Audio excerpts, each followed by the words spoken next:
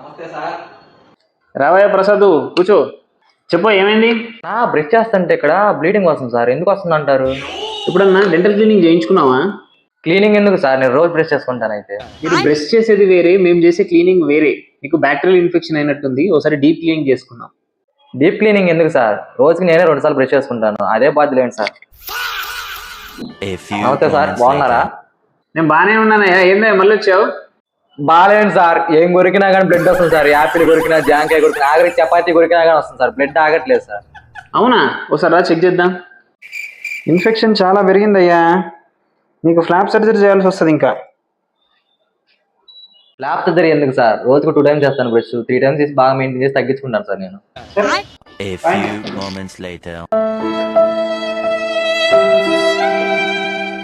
అరే ఏమైందయ్యా అట్ట దీనంగా పెట్టావు మొహం? సార్ పల్లుడి పైన తాళాయి. అందుకే కదా అయ్యా నీకు చెప్పింది. అదేదో ఫస్ట్ నువ్వు క్లీనింగ్ చేయించుకుంటే ఆ ఫ్లాప్ సర్జరీ పోయేది కాదు. ఆ ఫ్లాప్ అనే చేయించుకో అని చెప్తే అది వద్దన్నావు. ఇప్పుడు చూసావు కదా, పళ్ళు ఊడిపోయాయి. Yes, the dental issues are quite common, but if you ignore it at the beginning, you may have to face the severe consequences. So do visit your dentist every 6 months and get your teeth cleaned.